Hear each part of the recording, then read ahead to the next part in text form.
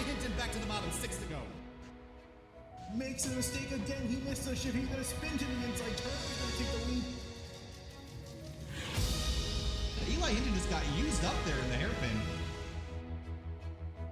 He's going to pick up a win after a long winless streak and visit victory lane. And the whole field just needs to get himself slowed down, hop these curves, up and over. There's that cannon running a tad wide. Great restart here for the 2 car, but also for the 48. He crosses him over, down into turn 1, there goes the tail. Here comes the 20 alongside. The 13 car gets turned. He's going to spin in turn 2.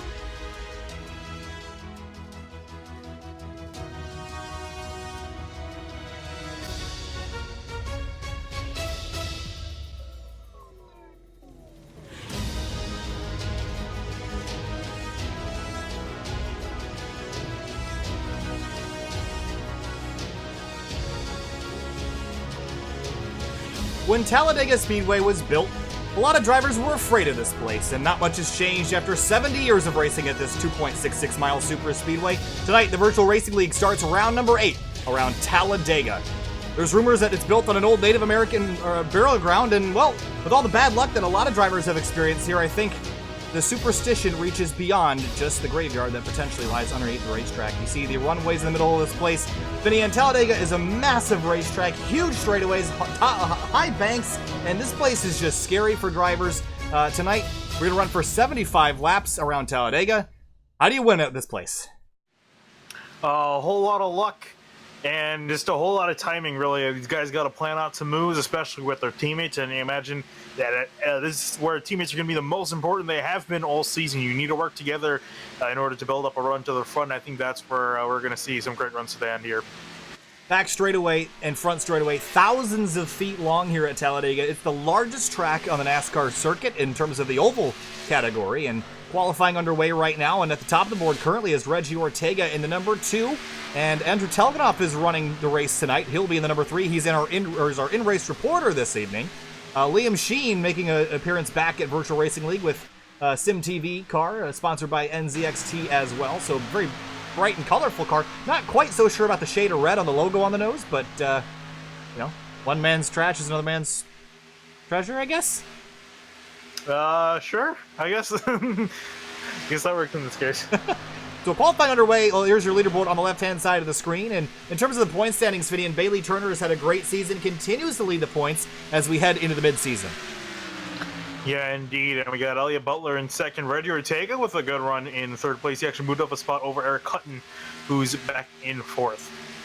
Alec Martinez in the number 18 Craftsman Chevrolet Camaro. He is coming across the line to complete his first timed lap, and he's going to put him at a 54.173, which is going to be good enough for, it's 54.155, good enough for 6th. Richard Thomas in the 14. A couple of guys that haven't been here in a few weeks, and we haven't been with the series in quite some time, Finney, and they had 2 weeks off their back racing. Talladega, always a very intense race, but patience is going to be the key tonight. It's going to be a bit frustrating to pass. I think we're going to see a lot of single file drafting, but it's a 75-lap race. When do you make your move forward to the front?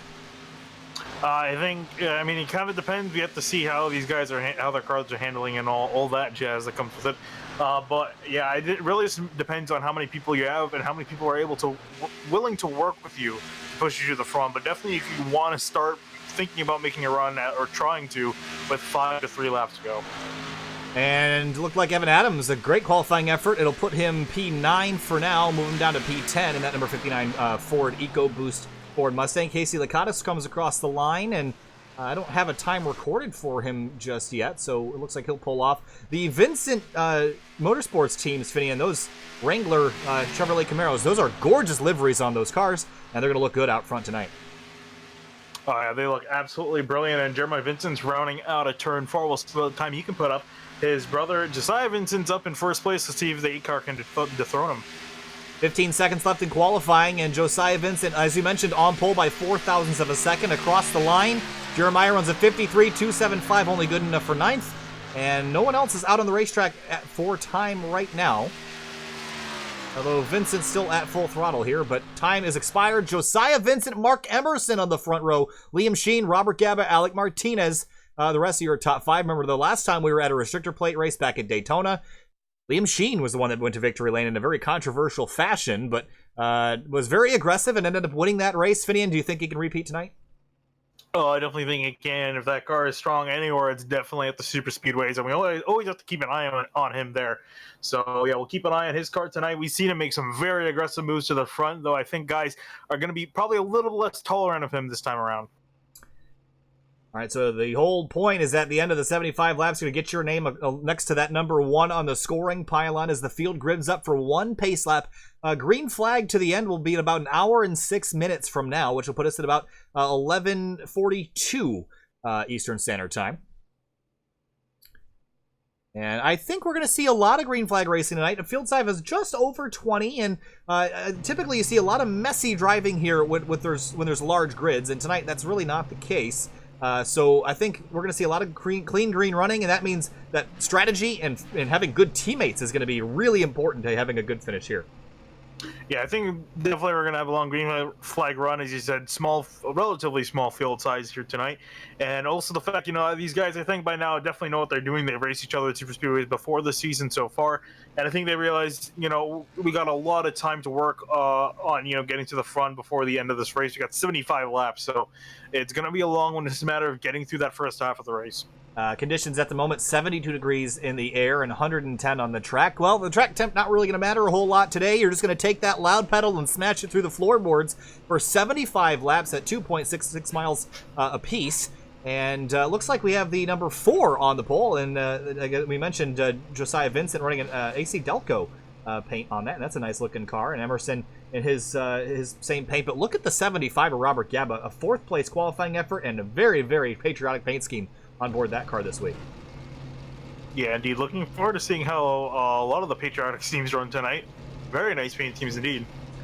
Ben Baffert also making a start. The Sim Motorsports number 23 Ford Mustang. No Eli Hinton here tonight after he won at ISM Raceway last week in the Outsider Racing League, which is going to be at this very racetrack tomorrow night with a slightly larger grid. So be back here tomorrow 10 o'clock p.m. Eastern Standard Time. You saw the 6-car Elliott Butler spinning his wheels. He's up there in the championship fight, and I think he needs a good run tonight to try to dethrone that 24 who's at the top of the point standings. But Bailey Turner starting just ahead with the Bass Pro Shops and Coca-Cola logos adorning the side of that thing, and Dude Wipes on the rear. And I think, pretty sure that there was the 88 of Eric Hutton is going to be starting from the pits, Finian. It looks like he did not make the grid. Does he not race in this? I believe he is ending tonight. Okay, so looks like he was running a special paint scheme tomorrow night. So everyone come back tomorrow for a little bit of a surprise on the 88 machine. 14 Richard Thomas alongside Reggie Ortega in the number 2, and there's Jeremiah Vincent. And how about the 30 of I believe that is Jeremy Miller, and he's got the Oreo scheme, the old Tony Stewart throwback on here, and that's a pretty good paint scheme to have at a restrictor plate track, as Tony Stewart's record at especially Daytona in the spring race was awful good. So maybe that Oreo scheme can give the 30 a little bit of luck tonight. Predictions for tonight, Finian, who you're looking at? If I wasn't going to say the 99, that's kind of a tough one. I honestly don't know. I think you might have to ask me that question in about 20 laps time. I'm kind of curious of just seeing these guys getting sorted out. We haven't been in a super speedway for quite a while. Yeah, we haven't, not since Daytona. And I'm taking a look at any of the teammates. I'm looking at the Vincent Motorsports guys. All team paints tonight. I think they have a plan to work together, and I think that's going to be necessary for green flag pit stops, which I expect to see once we get about 20, 30 laps in. So should see a couple pit stops tonight. Pace car is about to pull off here at Talladega Superspeedway. There it goes. But we're not going green just yet. It's a long ride down to the tri-oval, to that start-finish line, which is just beyond that tri-oval section. You see it highlighted in blue on the bottom right of that graphic. And that means that in the past, we were able to wait till the very last second to make a move for the win, but I don't think we're going to see that tonight with how the drafting package is on these cars. The 4-car of Josiah Vincent alongside Mark Emerson. Then it's Liam Sheen, and then Robert Gaba. Green flag flies, racing here at Talladega. 75 laps on the board.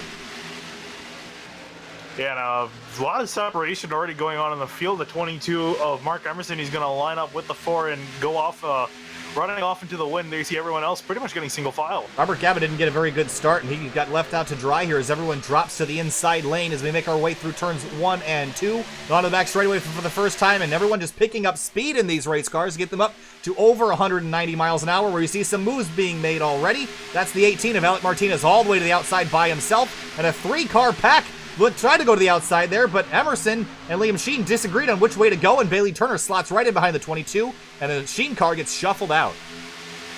Yeah, you're going to see some guys starting to work together. Yeah, Sheen's going to have to slot himself in here, but it looks like Gab is going to shut the door on him and keep Sheen in that outside lane. Robert Gaba's found that inside now, and he's got Jeremy Miller tucked in behind him, as well as Brian Chambliss in the 21. It looks like Alec Martinez's plan is just to jump to the back of the field for now. You see Casey Lakatos closing on him from behind. He's got Angelo Ronas pushing and shoving from behind as they make their way into turn 1.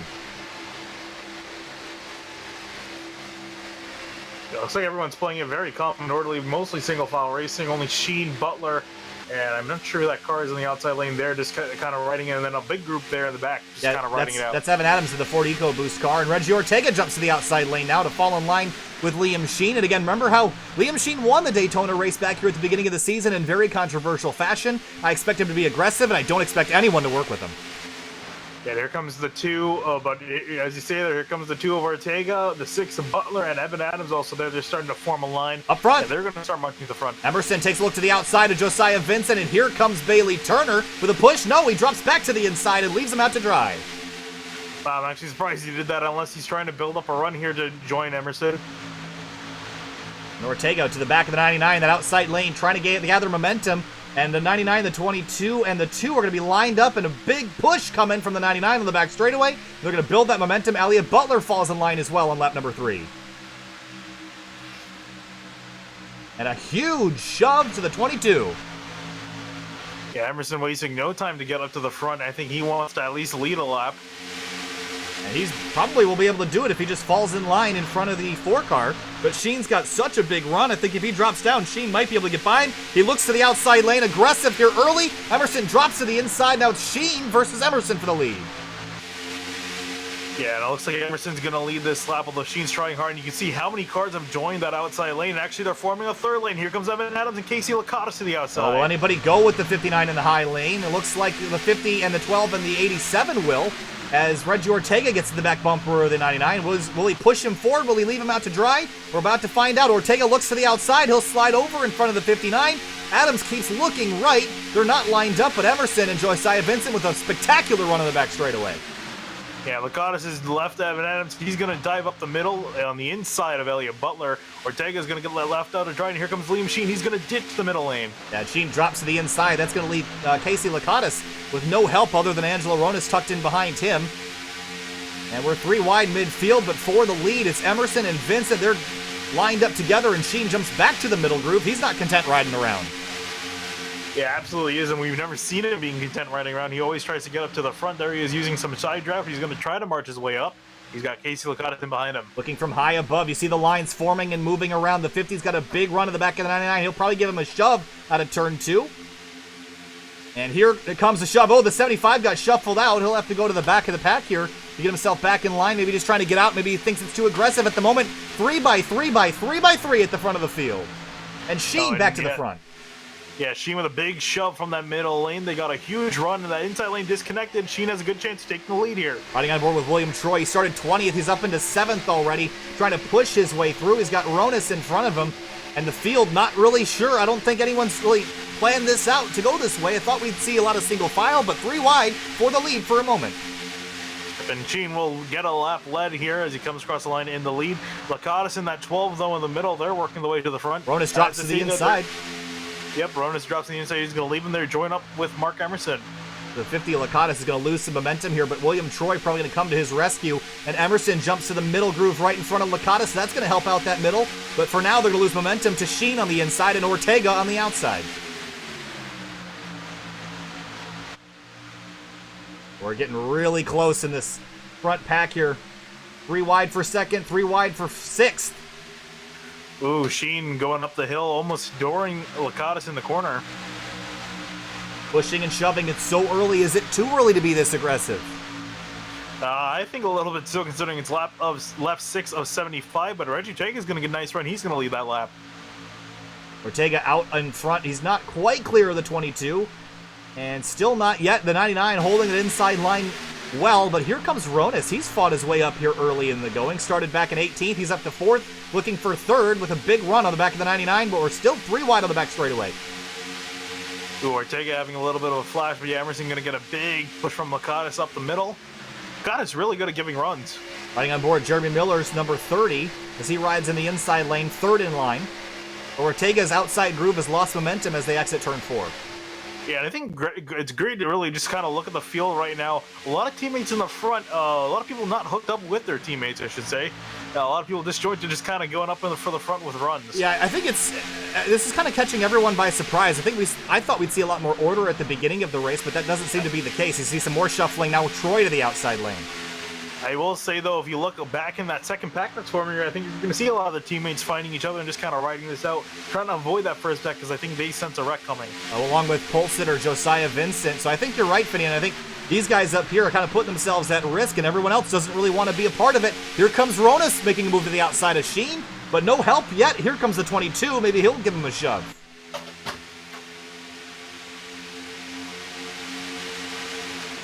Yeah, on the outside lane, Keith Lakatos gets left out to dry. He's going to fall into the back, so we're back to 2 wide racing for now.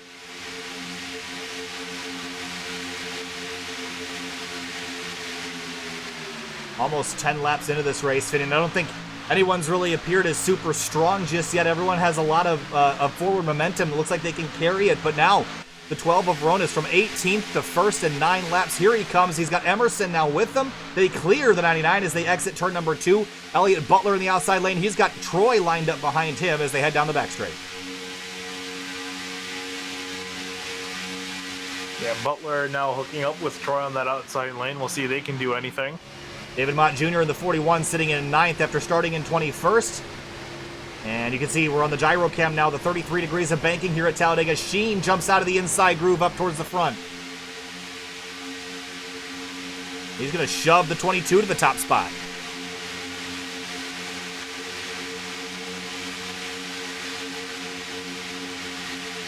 Yeah, inside lane right now is losing a lot of momentum. They're trying to keep it going. They see Sheen and Emerson dive down. Sheen goes to the inside of the 22. Yeah, he's going to get that lead back. He's being so aggressive here early, taking no prisoners. He gets back to the top spot. It's going to be hard to wrestle this one away from the 99 tonight. Oh, he gets bumped down below the yellow line. He's way down there as they get over to turn number 3. Ronas backs out of it. The 99 has to squeeze up into that hole, and he's finally there, but he loses all those positions as they exit turn number 2, and Emerson back to the top spot. Yeah, Ronas too. Luckily, the guys in the back had their heads on their shoulders, and they saw that ahead. They pulled to the high side, let these guys form back up. Yeah, so Sheen going to drop all the way toward the rear of the field, and maybe now you just you kind of plan out things a little bit differently. Now you change your strategy. There's Lakatos and William Troy pushing, and Evan Adams tucked in behind, and here comes Telganoff in the number 3 car. He started in 17th. He's up to 9th right now, riding in that outside lane behind the 59. Oh, and he's going to dive down low. He's going to get a great run on the inside lane. He's going to try to pick up that draft. Wow, look at that move. See him overtake a lot of cars. Elevator top to bottom, then he comes cutting through the field, and he moves his way up into 6th, heading into turn number 3. What a move by the 3 of Andrew Telganoff. Yeah, and he's going to be right in behind David Mott Jr. He's having a great run. He's currently in 3rd place right now. See the 87 and 50 in the way outside lane. I think they're just trying to slot back in behind the 21 and 30, and they do. But now it's Emerson and Butler holding the top 2 spots. Telganoff jumps to the outside lane. I think he's not going to sit around and wait. Here he comes to the front. Yeah, he's going to be working with Butler on the outside of Emerson. And we got 5 Camaros lined up in the outside lane and another 5 Camaros on the inside lane. And then there's the 11th Camaro, that's the 75 of Robert Gaba just tacked on. It's a whole group of Camaros up here, Finian. Not a whole lot of diversity here. I think the first car of different make is all the way back. Ben Bafford in 13th in a Ford Mustang. Yeah, and actually him and Jeremiah Vincent, they've lost the draft along with Alec Martinez, Reggie Ortega, Richard Thomas, Angelo Ronas, Liam Sheen, Mark Carr, and Evan Adams. They've all lost the draft. Yeah, Evan Adams has dropped way out of it now, so he's in trouble as we have a side-by-side battle for the lead. The 30 car, Miller giving a huge shot to Andrew Telganoff. It puts him in the lead. I think he led that lap by an inch as they head down to turn 1. That National Guard number 3 on the outside, a lot of momentum and a lot of speed in that car. Yeah, and he's trying his best there to get that outside lane, that run on the outside lane. Here he's going to get it on the straightaway. Miller is going to give him a run as well as the 21 in behind him. See Evan Adams way back there. He's already lost 2.7 seconds to the group in front of him. But for the top spot, it's a battle between 6 drivers, and then there's a couple Vincent cars. Josiah Vincent and Bailey Turner's tucked in here as well. And some pushing and shoving as they exit turn number 4, heading to lap number 14. So we're starting to see this race get a little bit more orderly as some cars start to lose the draft. Or at least the lead draft. I think we're going to start to see everyone kind of single out here in just a moment. If this outside lane gets cleared, they'll probably slot in behind and then start biding their time. Got to start thinking about pit stops soon. Oh, no! Elliott tried to go up to block the 3, and he got hung out to dry up the middle. Oh, telegraph in the wall. Oh, no. And 3 wide up for the front. Miller is going to try to go to the outside of Butler. He's going to do so. That was not what the 3 car needed. He's going to lose a lot of momentum. He's going to be in trouble here because he's going to get run over by this behind group, led by the 8 of Jeremiah Vincent. Going to blow right on through. But for the top spot, more contention up front. Yeah, actually, it looks like he's going to definitely be able to join up with them, making them go the long way around. So he'll be able to tag along on the backside of Alec Martinez, and they'll try to work their way back up to the lead draft. Here comes David Mott Jr. to the outside now with help from the 30 of Miller. And Miller's been a great pusher so far. Has gotten a couple drivers the lead. Robert Gaba making his run back to the front here, and looks like Bailey Turner has started to creep back into this mix as well. He's sitting in 8th right now. Yeah, everyone's starting to double file back up. We got 10 cars in the lead pack, followed by a 4-car group in behind them.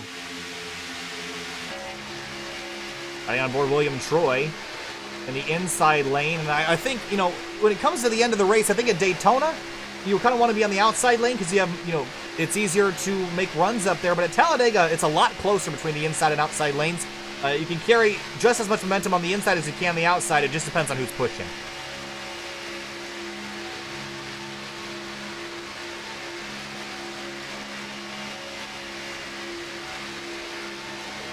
Lap number 16, or 15, excuse me, has been completed.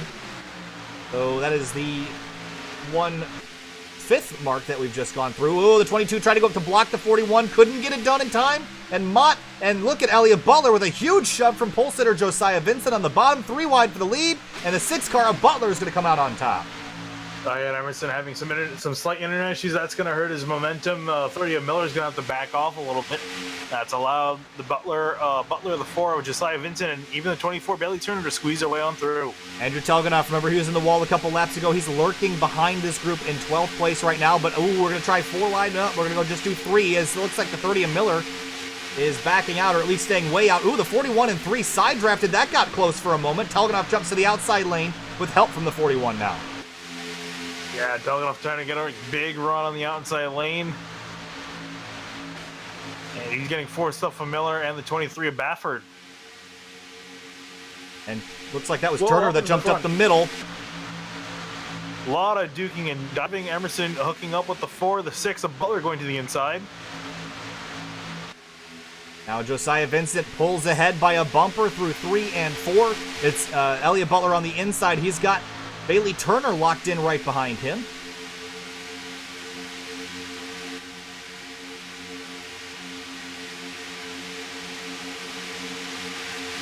And well, I thought it was going to get more orderly, but it's gotten chaotic once again here, Finney, and his drivers are trying to find their teammates, trying to find who they want to work with, and I think oh no, the 4 gets turned in front of the field. The 30 car goes hard in the fence right in front of the 3. And the 30 car still all out of control, gets turned off the nose of the 75, spins across the racetrack. No caution still. No caution. Wow, there was 2 separate wrecks. We remain green, and that just shook up the entire field. And Josiah Vincent's car and Jeremy Miller's car are not... Actually, Josiah's actually all right, but Jeremy Miller got the worst end of that, I think. Let's go back and see what happened. It was the 4 of Josiah Vincent that got turned out into turn number 1.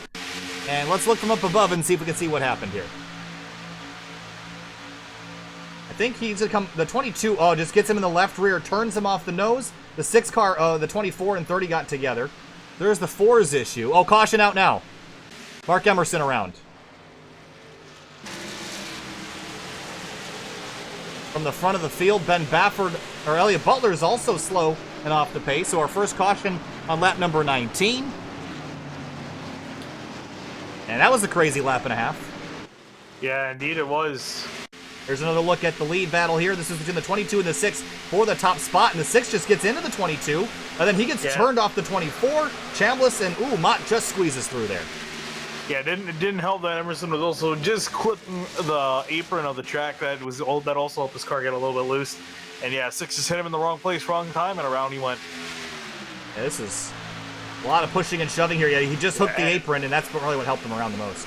And I'm sure a lot of people are happy that caution came out because almost the entire field got separated from the leaders. And a lot of cars had damage, so they have some chance to now try to fix those cars. Let's watch this from Bailey Turner's onboard here. He got one heck of a view of this.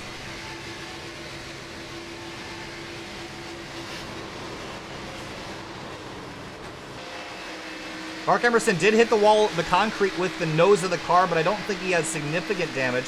The 6 car just tapped the inside wall, I believe. So caution out here for the first time, and everyone's going to be happy about that, so they get a chance to repair these cars, because trust me, you want to repair them and make sure that you have all the drafting ability that you can get here.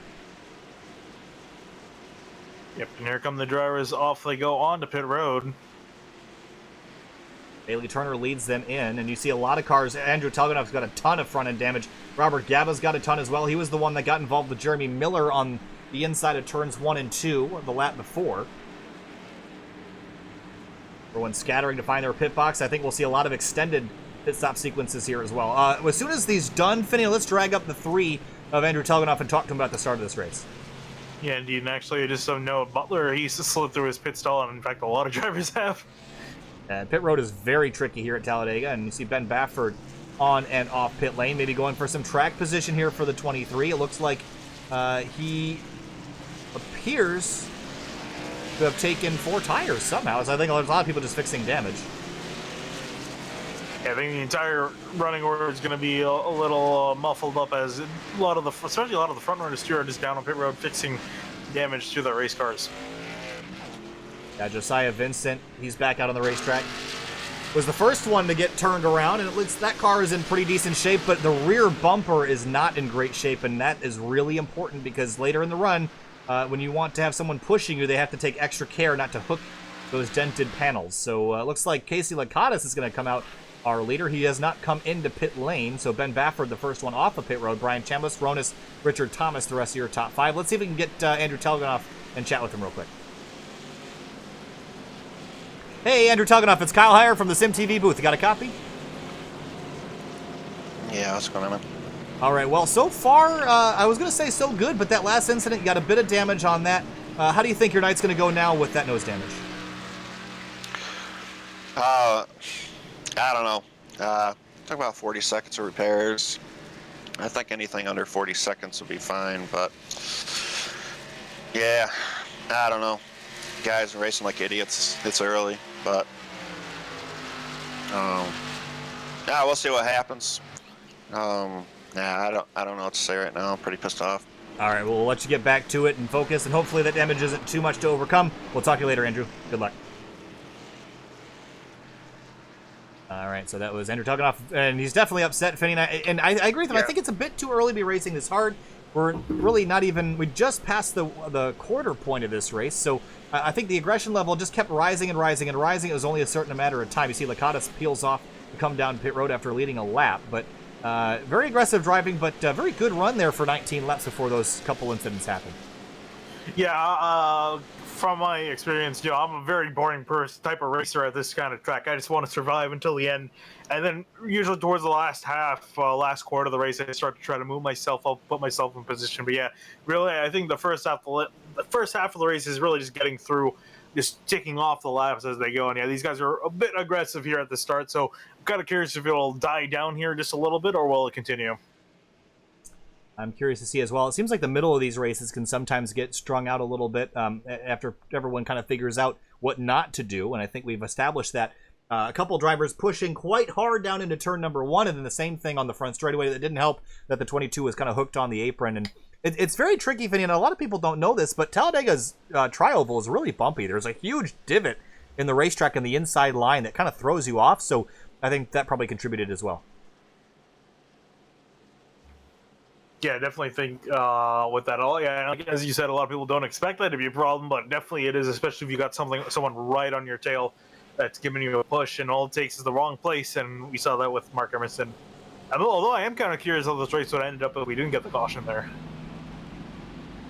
Yeah, that really kind of would have splayed out the strategies quite a bit. So unfortunately, we won't get to really see that play out. But the damage is going to hurt a bunch of performances for drivers tonight. Jeremy Miller still on pit lane with significant damage to that car.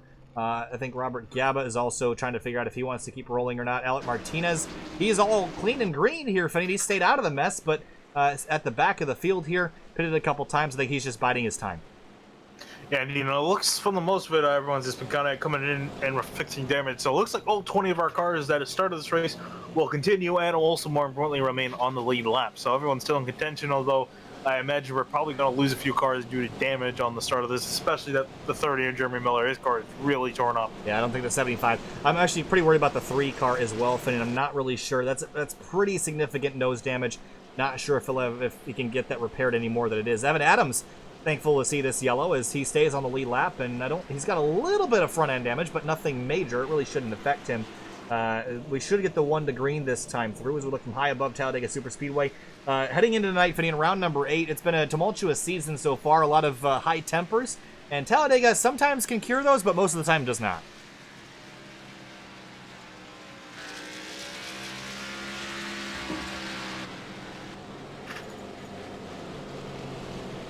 Field rolls on through to complete lap number 21. We will not be going... Wow, this is a long caution. Yeah, I'm actually surprised because everyone should have been on the lead lap. I think it's because Eric Hutton is technically not on the lead lap. Oh, Casey Lakatos. Oh, no, never mind. So that will extend the length of the yellow. Well, darn. So I think what we're going to do is just take a quick break and take a breath. We'll be right back with you in just a second.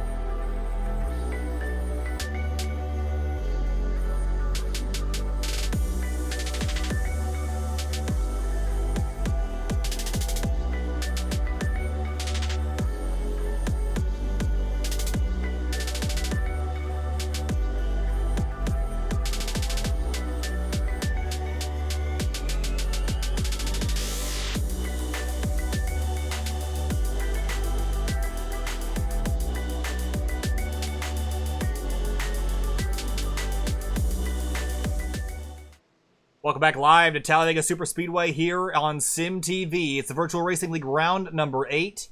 And so far, we've had one caution, lap number 19, for a two-car incident between the 6 of Elliott Butler and the number 22 of Mark Emerson spinning on the front straightaway. Now Ben Bafford takes the lead under that caution sequence with Brian Chambliss in the outside lane. Then it's Ronis, Thomas, and Jeremiah Vincent, the top 5. And a couple incidents to note you of is Jeremy Miller and Robert Gabo with significant damage to their cars. They'll be restarting in 16th and 17th. Martinez, Sheen, and Lakatos all pitted again a couple times under the yellow for tires and fuel. Pace car pulls back off, and now Bafford in the Sim TV Ford Mustang will lead us back to the green. And you see Bailey Turner and Andrew Telganoff in that outside lane.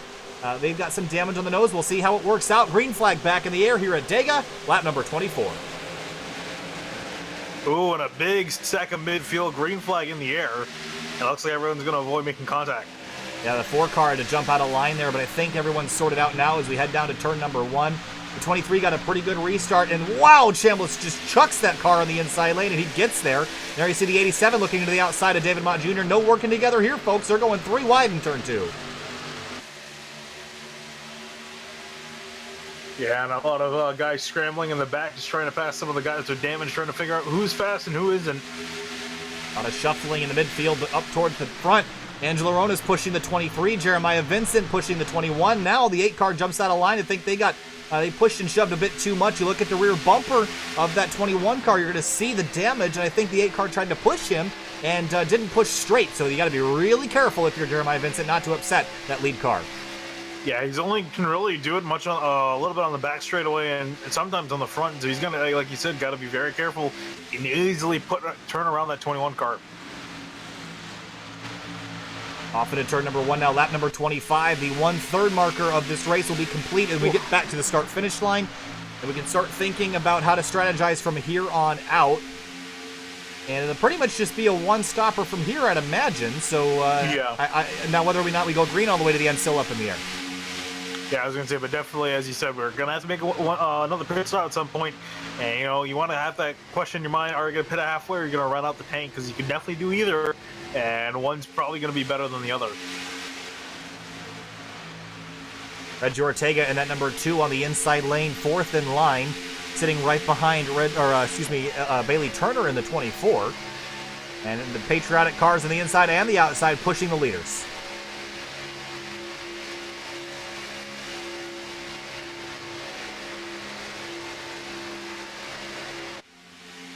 Yeah, and just taking a look back in the field, the guys we've lost are Liam Sheen, Robert Gabbett, Jeremy Miller, and Evan Adams. All of them are off base, and I've lost the lead draft. Yeah, not sure exactly what happened to Liam Sheen and Evan Adams because their cars are in good condition, so just a strategical issue there on the restart. But up front, it's about a 10-car battle for that top spot. Telganoff doesn't seem like he's slowed down at all with that damage, although I don't think his car will be very good out in clean air. Yeah, and I think that's going to be a problem, especially for a lot of these guys that have nose damage to their cars. They're going to be pretty slow out in the open air. They're going to have to remain tucked in behind someone. Ronis made a great move from the inside to the outside. He jumps up into the outside groove, and at the line, I think he might lead this lap, and he will by a foot. Comes across the line and help Coach Chambliss.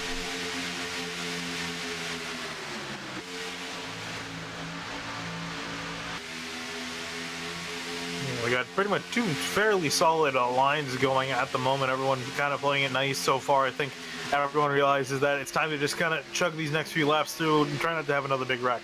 Mark Emerson now in 9th. He was the cause of the previous yellow after spinning off the bumper of the 6 of Elliott Butler. Now he's sitting in 9th place in the outside lane. Maybe just biding time here and try not to make that same mistake again. Yeah, I think a lot of it too is for the guys with nose damage, just kind of keeping track of the attempts, making sure that car isn't overheating. That's a good point, because we talked to Telganoff before the race started tonight, and he said that the cars weren't sucking up that well, but even if they're not, they're running really close nose to tail, and that's going to make your temperature skyrocket, might make drivers make some desperate moves to get that cold air.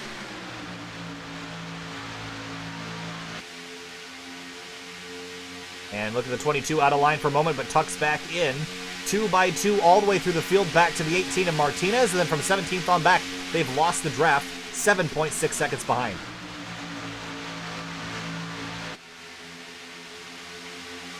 Ronis and Baffert continue to trade the lead for the top spot.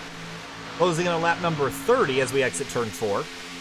Josiah Vincent, your pole sitter, had some damage from a collision earlier in the night, but sitting in 9th right now and trying to recover from those incidents. 12, I was going to say, the 12 car Aronis took the 21 all the way to the wall on the tri-oval. Yeah, those guys still trying up in the front, just trying to make something happen here.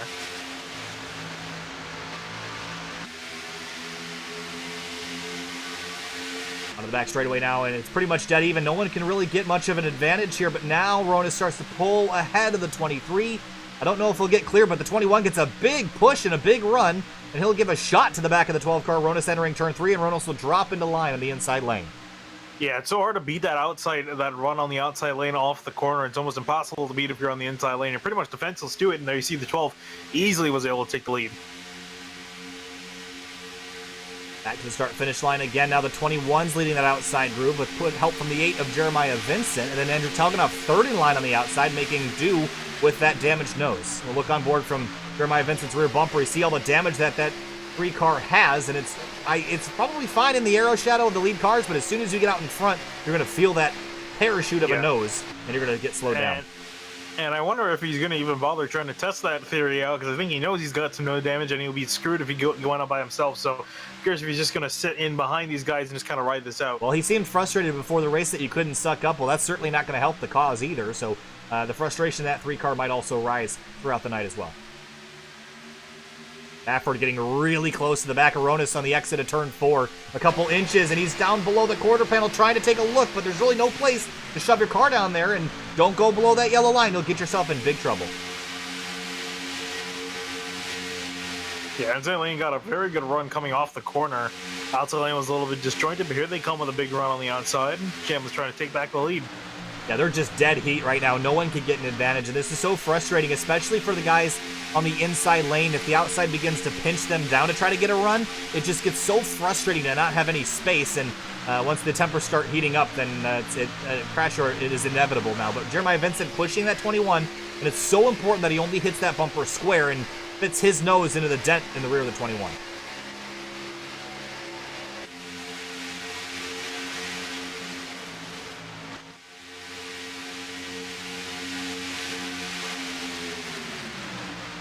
Ooh, Bafford changes up to the high lane. He's going to join Chambliss on the outside, work around the 12. That time through, Bafford led the lap.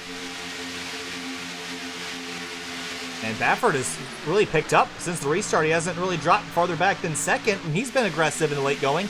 It was Sheen at the beginning, but now Sheen is way back. That group, starting with Robert Gaba, 16 seconds off the pace and quickly losing time. Yeah, he's sucked up with Liam Sheen back there, and there, yeah, as you said, just not making pace. It also looks like Jeremy Miller's called it a night. Yeah, I can understand the frustration for the 30, just not enough pace to keep it rolling, so he is retired from the race. And what I'm really worried about right now is Evan Adams in the 59, Finian, as we look on. Oh, was there contact there between the 23 and the 21? There was, right in front of the field. This is how that last incident happened, so keep an eye on the pushing and shoving. It can get really aggressive now that everyone's kind of tucked in the same group. If someone starts leaning on each other, they're all going to be leaning on each other. Yeah, I mentioned if someone makes a mistake, everyone's going to be scrambling to try to avoid it. Because like you said, they're all in one big group here. Chambliss giving a big shove to the back of the 23 as they head off into turn 3. Clouds have come over the racetrack. They'll lower the track temp and make the cars a bit more maneuverable and also make a bit more power as well. The 23 drops to the bottom and takes the lead away from Ronis, slots in line.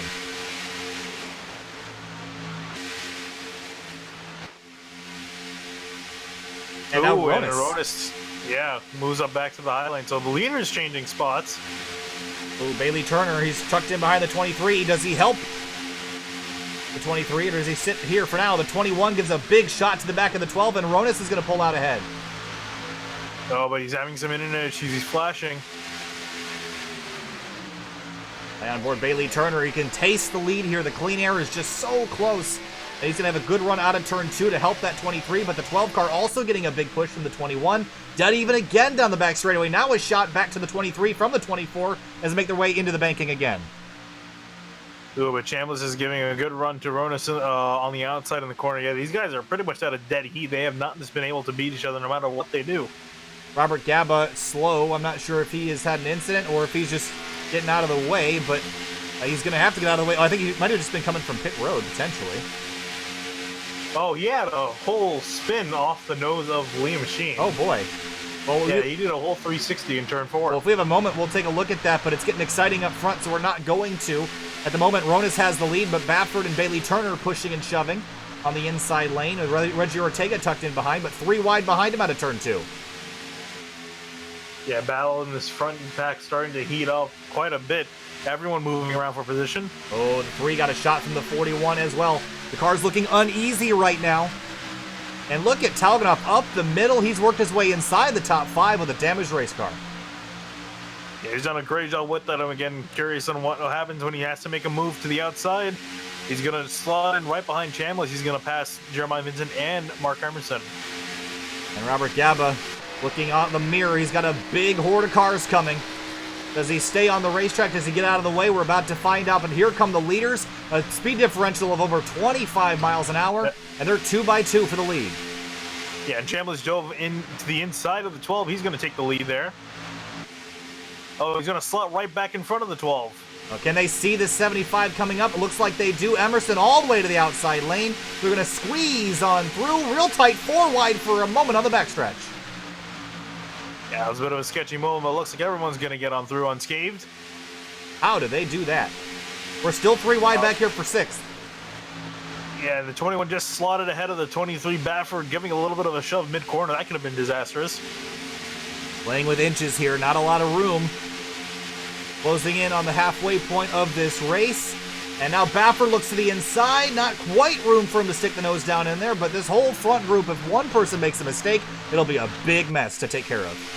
Yeah, and the 12 and the 3 teammates, they've hooked up with each other. So Ronas on the outside, pushed by tailing off. Ooh, and Turner had a bit of a slip up mid-corner. Yeah, he definitely got it. He slipped quite a bit.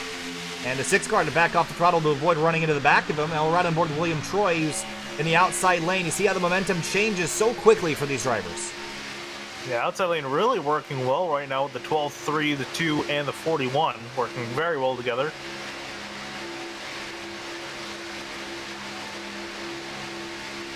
Another lapper just up the road. I think, is that Evan Adams? Looks like it is. Number 59, Ford Mustang. Lost the draft earlier. And he is the next one on the chopping block to go a lap down here.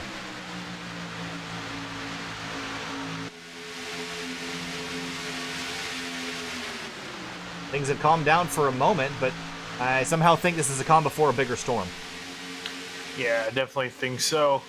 Yeah, I see Emerson, who a lot of cars diving to the inside in the background. Yeah, I see Evan Adams. Someone jumping up. Whoa, wow, look at Bailey Turner, top to bottom. He slides in behind the 21. Evan Adams is going to get out of the way to the high side now. Everyone fighting for the bottom groove here to not get checked up behind the 59. Yeah, Turner forced the 23 to go to the outside. He dove back in. He's going to be in behind Chambliss. And as they come back to the stripe, we're going to be halfway through this race. Halfway here at Talladega, completing lap number 38. 38 more to go. As Chambliss has the lead, but Baffert with a big run on the outside with help from the 12.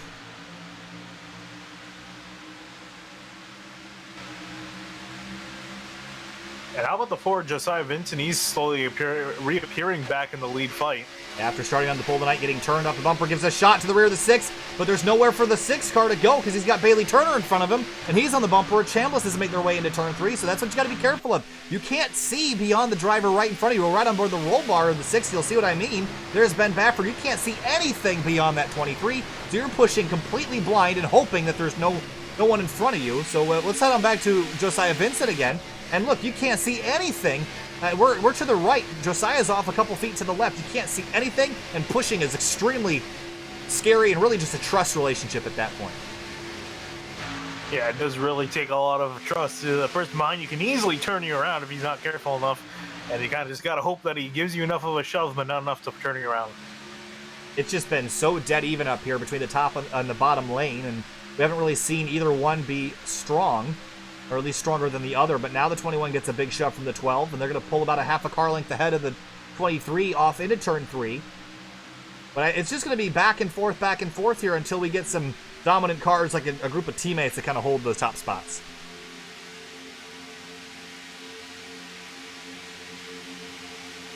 Yeah, the thing too is it looks like no one's really entirely content to ride. Everyone wants to go up here and run in the front of this pack. Not many guys are just kind of chilling towards the back. Well, good for them, but it's definitely a risky strategy. 35 laps to go. Chambliss leads that lap. Ben Baffert noses ahead, and he might actually clear the 21 on corner exit. Not quite, though, and now the 12's going to give another big shove back to the 21.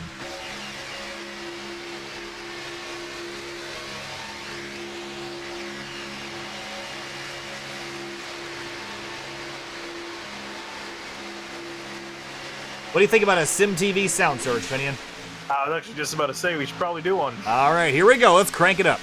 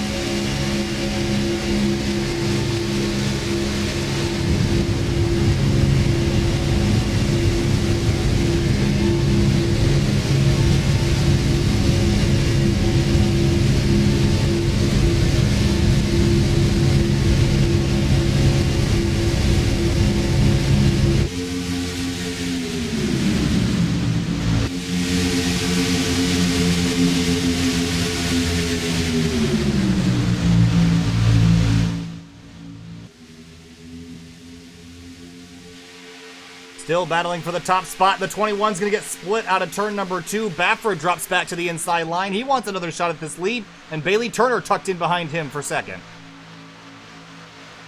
Yeah, and starting to kick off just a little bit. Ooh, Talladega make a big dive to the inside across the nose of the 4 car. He's going to slot himself in there. Looks like some guys are starting to ditch that outside lane. Now the inside lane definitely picking up momentum, and now Ronis bails there as well. That leaves Chambliss, the lone wolf of that outside lane. Ortega back in 7th is there to help him out, but he's too far back. Yeah, and I was just going to say, I saw the 4 opening up a gap for the 2, and there he's going to choose to slot in.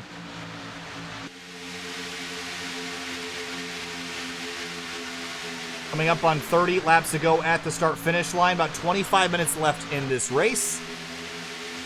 And the front 5, actually make that the front 7, are completely single file. David Mott Jr., the leader of this outside group now with William Troy. And it looks like they're actually making some ground up there.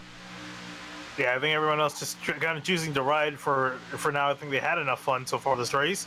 But yeah, Mott Jr. and Troy not having any of it. They're trying to chart up to the front. And this is probably the time to do it when everyone gets single filed out. There's no one in your way, so you can just kind of make your own path up there as long as you can push. But yeah. The 87's going to get hot doing this all by himself.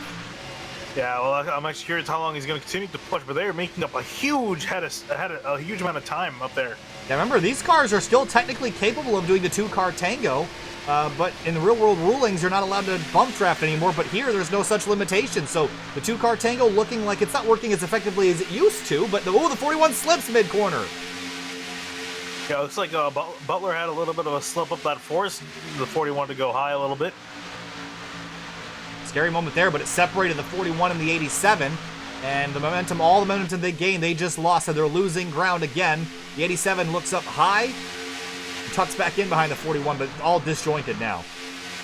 Yeah, it looks like they'll hook back up. They'll start to gain some time again, but yeah, I gotta imagine the 87's running hot.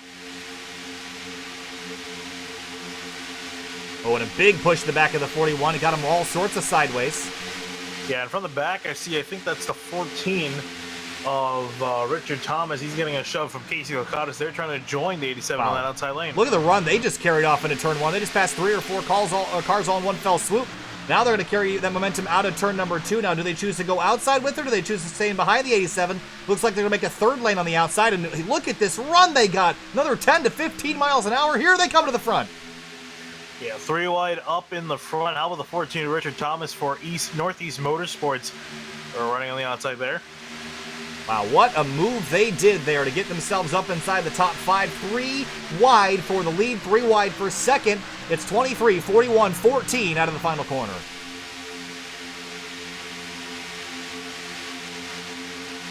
Yeah, the 41 is going to slot down in front of Ben Baffert. Choi is going to get caught up in the sucker hole. He's got no one to help him. And the 14's going to clear the 41 and dump himself down into that bottom lane and leave the 50 out to dry. So Lakatos is stuck in the outside groove. Now it looks like he's going to fall towards the back again. But Richard Thomas to the top spot now.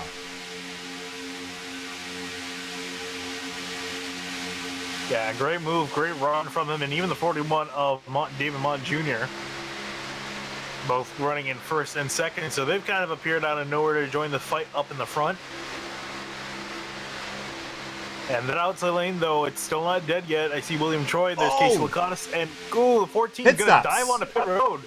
Does he have anyone with him, though? I don't think so, Finian. And we take a look at our lap since pit. By himself. And he's going to pit all by himself, which is going to be a big no-no. I think he was hoping other people would come, but it's about time to make this pit stop, Finian. You can pretty much make it to the end on here. You can make it to the end on here. So I think we'll see more people pit, but all by himself is not a great strategy. Yeah, and I was surprised. I thought his teammate Mark Carr on the 9, who's been very quiet so far tonight, I thought he was going to at least join his teammate. But yeah, he was stuck in the outside lane, couldn't join him on down on pit road. So kind of curious now who's going to follow. He had just gotten the lead. I would have stayed out there for a couple more laps, but looks like he needed to come, and he's down into pit road getting his service, and he'll head back out on the racetrack here shortly. And it was a slow stop. I think he got a speeding penalty, Finian, 25 seconds plus for the number 14. Yeah, and it looks like no one else is going to come in by, so that effectively ruins his race unless he gets a caution to help him out. He's going to go easily a lap down. He's not going to be the free pass recipient either, so that's from leading to being a lap down, that's really going to hurt the 14's chances tonight. We have 25 to go at the line here, so I think we'll see a lot more pit stops happening shortly.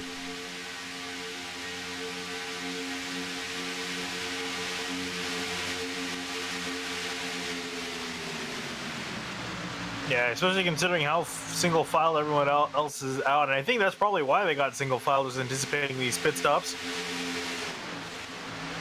Will we see another group come down, though? Here they come, the there they 23. A whole group of cars is coming. Oh, a lot of slipping. Nope, Chambliss didn't make it.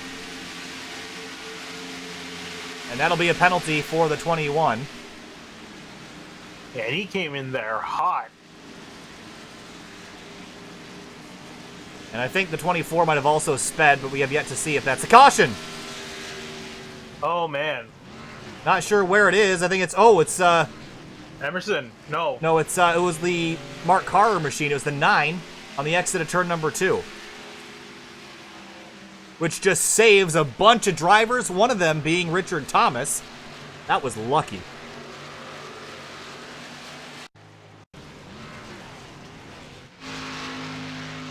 So what happened here to Mark Carr in the 9?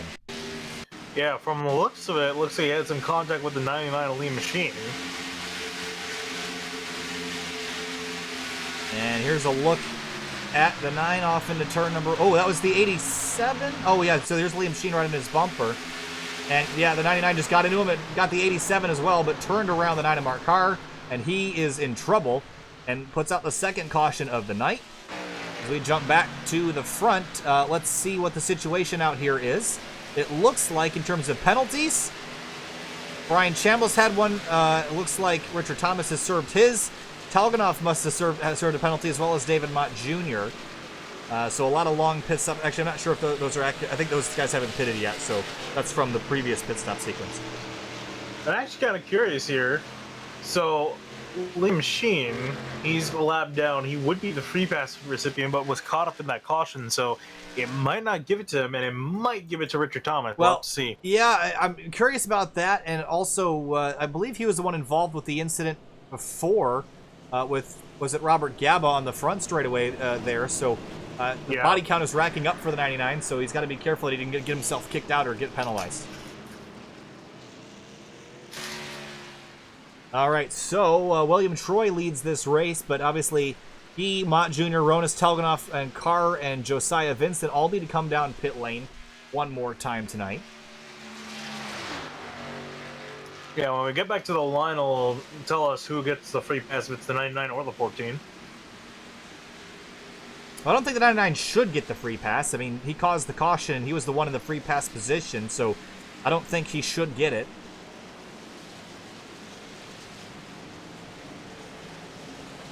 And the rest of the field coming down onto pit lane. And I don't know, does it move it on to the next person, or does it just not give one out? It moves it on, and it's going to be the 14. Wow. There he goes. Okay, good call there. So the 14, he just got a lifeline, so I'm glad to see him back in the race after speeding on pit lane, kind of put him out of it. And you see the rest of the drivers on pit lane getting their service for the final time tonight, setting us up for what will be about a 20-lap run to the end here.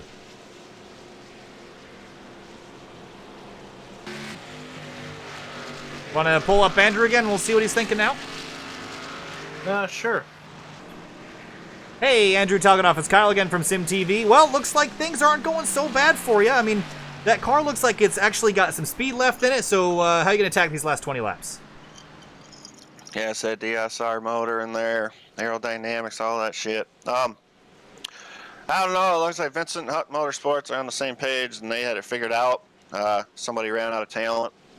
They're going into one, and I think it was Liam. No surprise there, a lap down. But as far as tackling this, I don't know, man.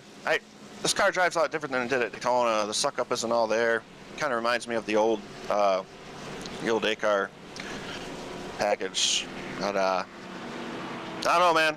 Someone leaves the hole, we're gonna fill it though. Any idea who to work with, or are you just kind of working with whoever is there? Yeah, I got Mott behind me, and unfortunately Ronas, he came in the pits in front of me there, but it sounds like he slid through his pit stall. You know, I'm always a better pusher than a leader, but I don't know. We got a bunch of talent in front of us here. I guess whoever's in front of me there at the end, if I don't make it to the front, then I'm gonna push the hell out of them. All right, Andrew. Good luck out there. Hopefully, we'll see you in victory lane. Yeah, me too, man. All right. That was Andrew Talganoff, who's currently riding around in 11th position, Finian. Well, I'm also quite surprised that damage really hasn't seemed to affect him. I just don't know if it's going to be a winning car. Yeah, I'm concerned about that too. I think he might have to play second fiddle to his teammates Angel Ronas and David Mott Jr. And so it looks like with this round of pit stops, it's going to bring Bailey Turner up to the top spot. And Turner started the night in 6th place and has had a little bit of an eventful night. He's been kind of behind a couple of the accidents, has some damage on that car.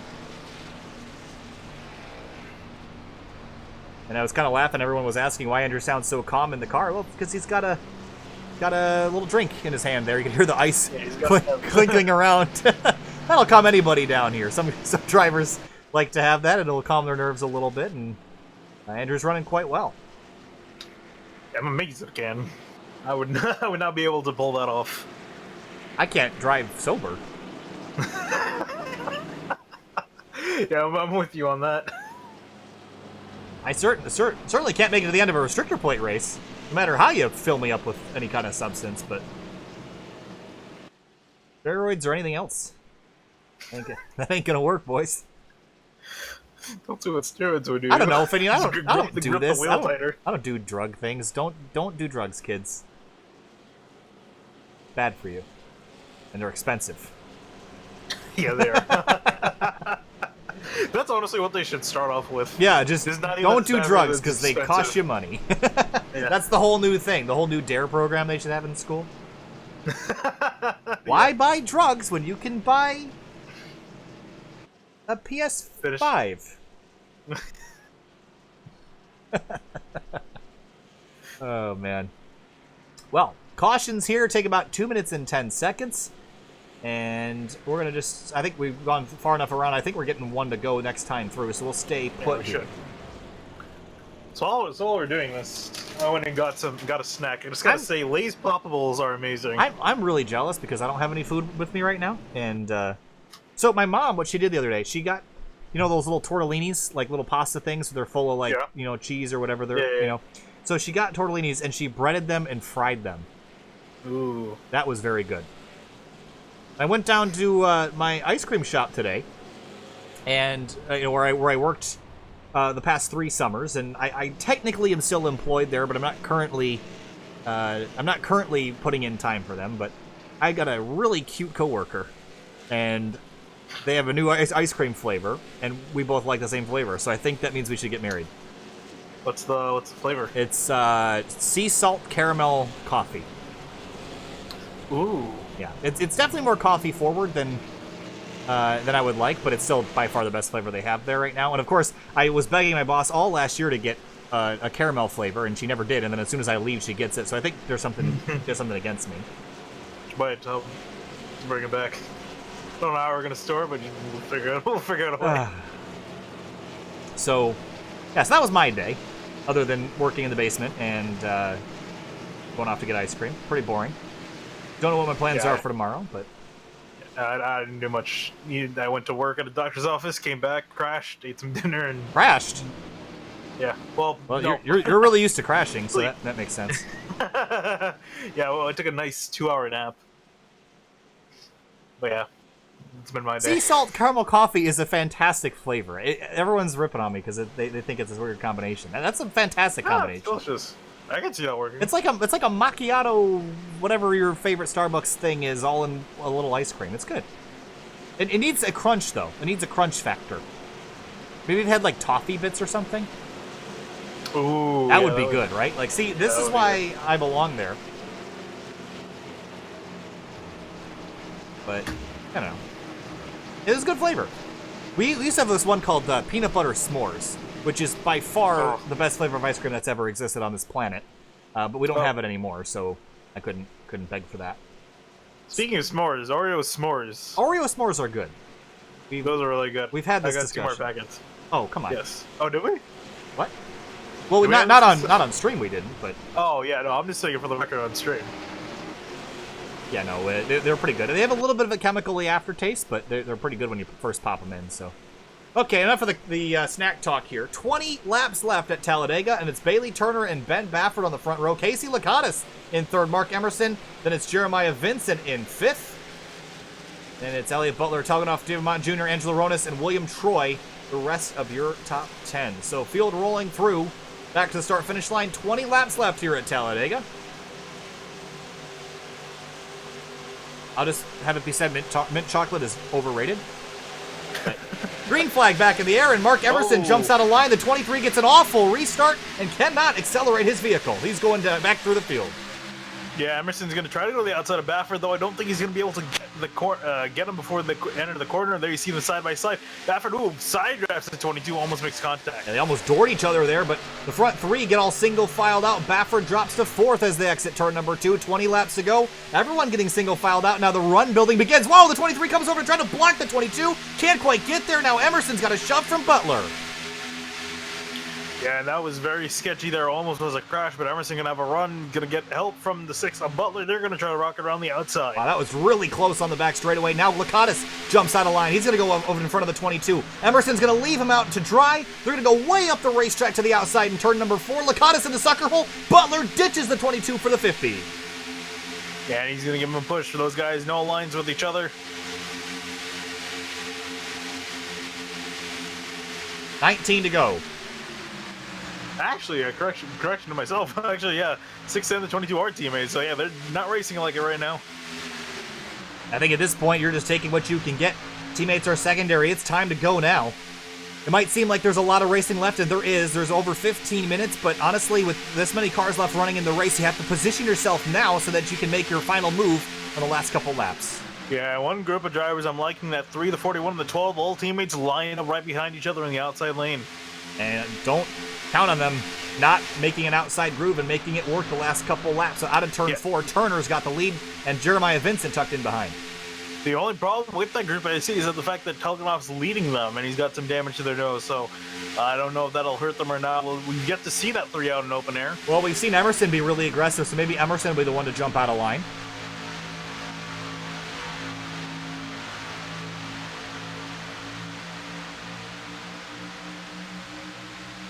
Yeah, three Patriotic schemes up inside the top 3.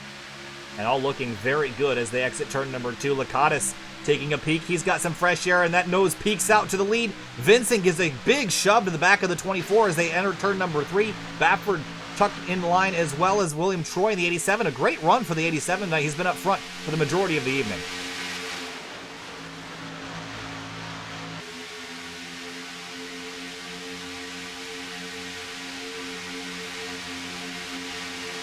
Yeah, so far side by side, a little bit quiet now, but it's pretty much the quiet of the calm before the storm. The quiet before the calm? Yeah. That's like a library. The quiet before the calm? Well, I know that maybe it's not a library, but I'll tell you one thing is that Bailey Turner is putting everyone to school right now, leading that inside lane. See that transition? That was good. That was actually very impressive. Hey, I tried. Telganov out the middle. Whoa. Yeah, here he comes. And the 6 car is going to try to go with them, and Lakatos jumps in line as well. Oh, boy. Oh no, the 3 car gets almost turned. There he goes, the 3 car Telganov. The 87 hard to the fence in turn 3. Caution out, and a big mess behind him. And Alec Martinez got caught up in it as well as Reggie Ortega. And that was just a whole shenaniganry down into turn number 3. 3 car got hooked and just couldn't hang on. What a mess. And Andrew Telganov still sitting on the apron in turn number 3. Let's see how this transpired. Yeah, he was tucked in behind the 6 car, and the 50 kind of comes down and it stacks everybody up. 41 gets into him and kind of finishes him off. And then big hit for the 87 and the 12 car as well. Yeah, it was just a very big domino effect, as you were saying there. Yeah, with the 50, Lakatos kind of stopping the momentum. Butler had to get off the throttle. Telganov did, but got some contact, and then the 41 knocked his car loose, and around everyone else went. And Alec Martinez almost made it through, and he gets turned right at the end, gets clobbered in the right rear, and sent up the racetrack. But let's ride on board the 41 and David Mott Jr.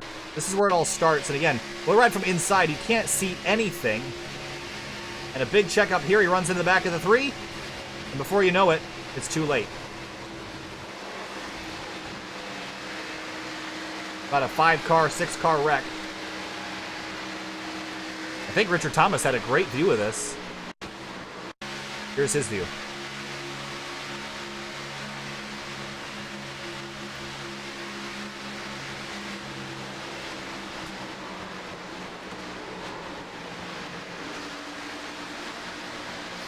All right, so I don't know who gets the free pass here, Finney. It's either the 75 or the 99. And if it's the 99, oh, everyone... I mean, oh, he's got a lot of damage, though, after that most recent incident. A lot of damage. Yeah, not sure... Yeah, I'm not sure who's getting it. So Bailey Turner leads this race. It's a whole slew of Camaros up towards the front with 15 to go. It looks like none of them got it. And it's likely. I mean, that's possible, I suppose. I wonder if it gave it to Telganov and when he comes back out, or if he comes back out, if he gets it or not. I'm kind of curious how that worked out. I don't know, but Evan Adams also got a piece of that wreck as well. So this kind of tosses everything up in the air. Well, let's see what the pit stop situation... Well, actually, we've already gone past it, so I don't think anyone decided to come other than the drivers that were involved. And what a shame for William Troy, Finney. And that 87 car had such a good run tonight and caught up in a collision. Nothing he could do about that. Yeah, he was on a really good run there, running towards the front, had a strong car, and like you said, just got caught up in it. But maybe, I think Robert Gaba should be the recipient of it, but we have yet to see. Actually, I don't think he is, because I was just looking back. He got hit during that wreck. So maybe all the lap down cars were involved and it didn't give it to anybody. Yeah, that's what I'm trying to confirm right now.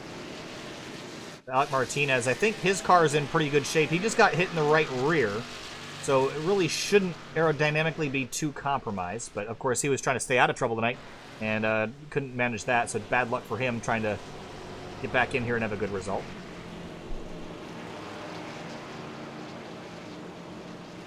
So 3 cautions on the night. Oh, yeah, and all the lap down cars, yeah, all of them were involved, so no one gets the free pass. Without cheating, Finian, tell me the number of lead changes that we've had tonight. 15. Higher. 35. Okay, lower. 29. Oh, okay. 29 lead changes in 61 laps. That's an average lead change, one every 2 laps. Yeah, I'm not too surprised, especially because a lot of the fighting between the outside and the inside lane. Although I'm surprised that Talladega was saying that the draft wasn't too good, because it looks like they're drafting pretty fine. I don't think it's anywhere near as bad as the old Cup car was. Yeah, no, I was a bit surprised by that, but, I mean, I'm not in the car, so I can't feel it. We're just going off of what we can see. I'm just amazed by the lead changes count. That's absurd. That's one of the highest numbers I think we've seen. Especially in a race that's relatively short. Maybe long for this series, but short overall. But carry on. Yeah, speaking of which, we're going to potentially get a restart with 12 laps to go, so not a whole lot of time for these guys left. All right. What are you doing tomorrow? More work. Really? On a Saturday? Yeah. It's a doctor's office. So? People just don't get sick on Saturdays. Right? People go to doctor's offices to get out of work. Right? I mean, depends on your job, I guess. If you can, that excuse works. But yeah, so I'm gonna work at the doctor's office, and after that, I have absolutely no clue. Probably just hang out for the rest of the day. But I do know what I'm doing on Sunday. I'm gonna try to watch all 3 major races that are going on. Yeah, it's Monaco Grand Prix, Indy 500, and Coke 600. Yeah, that's gonna be a fun one. I did that last year. I watched all 3 and really enjoyed myself. So hopefully, and Kyle Busch won the 600 last year, which as a Kyle Busch fan, I thought that was very entertaining. It was a boring 600, but it was a good result. And I think this year's 600, I'm not really that excited for it, just because it's such a long race with this package. I just don't. There's no room for strategy with all the stage breaks and stuff. And oh, there goes the 75. No. Okay, well that answers that question. I wonder. Actually, yeah, it was admin given. Ah, okay.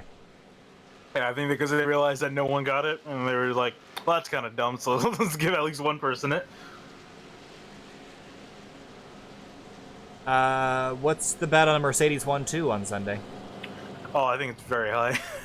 So remember that little thing I said back like a couple weeks ago? I was yes, I know, but I know you keep bringing it up. I know what you said, but going off the last 2 seasons, it actually was looking like it was going to be pretty competitive. I don't know what the fuck Mercedes figured out. Language. But they figured out something. So I'm sorry, when one team scores 5 1-2 finishes in a row, that's ridiculous. No other F1 team in history has done that. Yeah, so I told Finian a couple weeks ago that I expect that Mercedes is going to finish 1-2 in every single Formula 1 event this year. And when I said it, I wasn't really sure that was going to be the case, but it looks more and more like it's going to be the case every single week. Yeah. So it's unfortunate that Nicky Lauda, you won't be able to see the success of that. Rest in peace. Rip. Haas will win. That's a dream. Oh, actually, did you see, speaking of Nicky Lauda, did you see Mercedes, what they're doing for the tribute? I did. The halo. Yeah, the red halo. That was a nice touch. Yeah. But I don't know. I think the Indy 500 will be the best of the 3. Yeah, I'm thinking that's going to be that case. Unless it's stupidly hot, which I don't think it is going to be. Actually, it's a chance of raining on for the Indy 500. That would be really unfortunate. Okay, so heading back to the green, we're going to have 12 laps to go. Oh, I agree. Leclerc should have won Bahrain. That was a great race, Bahrain was. Oh, I felt so sad for him. Yeah, that was one of the best races in a very long time, I think. Yeah. That had everything to it. That was probably one of the best races of 2019 for me. Next to probably Bristol. All right, we're going to have 12 laps to go here in round 8 of the 2019 Virtual Racing League Xfinity Series. And Talladega Superspeedway, of course. Talladega giveth and Talladega taketh away. And right now, it's giveth the lead to Bailey Turner and Jeremiah Vincent. Casey Licata sitting in row number 2, and Ben Baffert. I am putting my bet squarely on that number 23 from 4th place. He's been as aggressive as the 99, but hasn't been involved in that many incidents. I think that 23 is going to be in victory lane tonight. Yeah, honestly, I think that's a fairly good pick. He's been very aggressive here, and honestly, it would be kind of nice to see another Sim TV car back in victory lane. That's only happened one time so far in the entire history of our broadcasting. Oh, is it? Yeah, oh. Eli Hinton last week, and Bristol. Oh yeah, forgot about that. Only once in this series though. Yep, 12 laps to go. Bailey Turner on the top of the board right now. Can he be there in 12 laps time? Green flag back in the air. 12 to go at Talladega.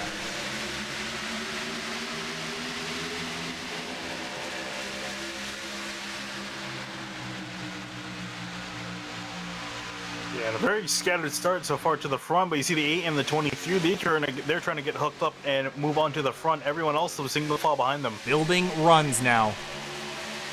The 23 going to give a big shot to the 50 as they exit turn number 2.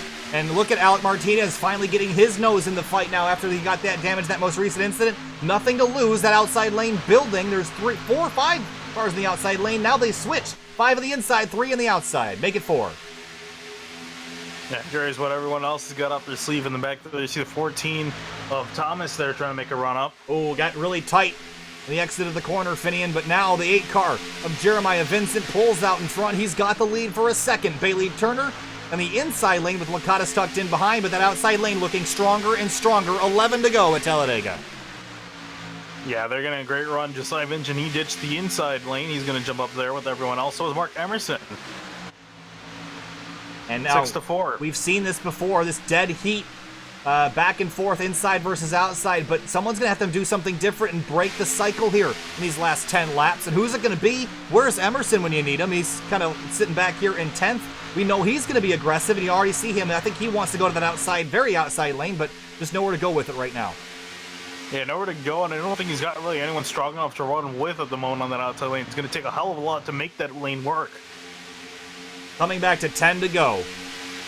And look at Ben Baffert. He looked up the middle, but didn't quite take the bait. Jeremiah Vincent stays in the outside lane. Look at pole sitter Josiah Vincent. He's tucked back in 7th right now. He's just waiting for his time. When Emerson goes to the outside lane alongside the 14, but he's going to get stalled out very easily, and he's going to pretty much die with that run. Bailey Turner, the points leader. It's been a fantastic season for him, but he's only won a couple times across the 2 series and looking to get himself another victory here tonight at Talladega. But he's got to last 10 more laps, and he's got the outside lane with Vincent and Baffert pushing harder and harder every single lap. And now Vincent's led the majority of this lap as they make their way through 3 and 4. I think the key, though, for that 23 is going to make sure to save up his stuff. You know, and that really kind of goes for most of these guys. Just save the engine. Don't try to overheat it right now. Save it for the laps that count. 9 laps to go. About 8 minutes left in this race. Alec Martinez has joined that outside group now. He's got a fast car. He hasn't been up here all night. He's been waiting for this opportunity. But there's a lot of cars to get by in these closing laps. Yeah, and he's trying to also clear on the outside, as you were saying, but yeah, just no one willing to go at the moment. Ooh, Baffert and Licata almost dooring each other. And Baffert almost hooked the 8 of Jeremiah Vincent. We're running on board the bumper cam. That got pretty close, but another big shove to the back of the 8. And now a shove from the 21 to the 8. Going through a couple different cars, it's translating like a wave up to the top spot.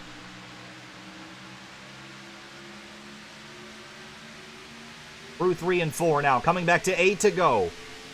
Bailey Turner's got a good line running in that inside lane. He's quicker through most of the lap, but I think coming back to the line, I think that 8 car is in a better spot. Oh no! They get turned in front of the field! Caution out! And just like that, the front runner's destroyed. Yeah, and the strongest cars in the field taken out in one fell swoop. The 23 involved as well. That car is totaled. Bailey Turner, Mark Emerson, Jeremiah Vincent. And just like that, all the drivers we thought would have a chance at victory, junked. How did this start? I think it starts with the inside. I think Lakatos just hooks the 24 and then collects those 3 cars, and Emerson, what a mess. Yeah, Emerson picked high, and unfortunately, if he went low, he probably would have been able to avoid it, but got collected in that, and his car is pretty much junk. And here's a look from on board the 22. And yeah, nowhere he could have gone. And a lot of innocent victims collected in that one, Finney. And Baffert especially, we thought he could have won this race. Oh, huge impact for him.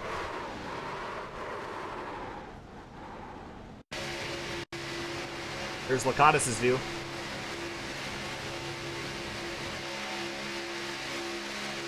And all it takes is one little scrape on that right rear panel, and around they go.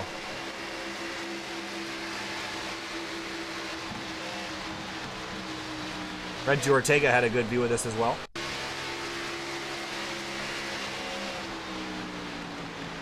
Wow, look at him get through that mess. Yeah, also some impressive driving right there.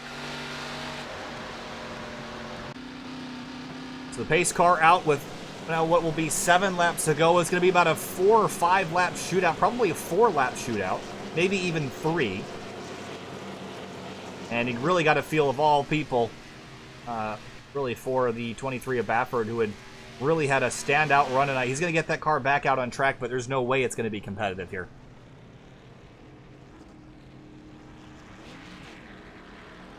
I'm just trying to look through the field to see who we got left in a competitive shape.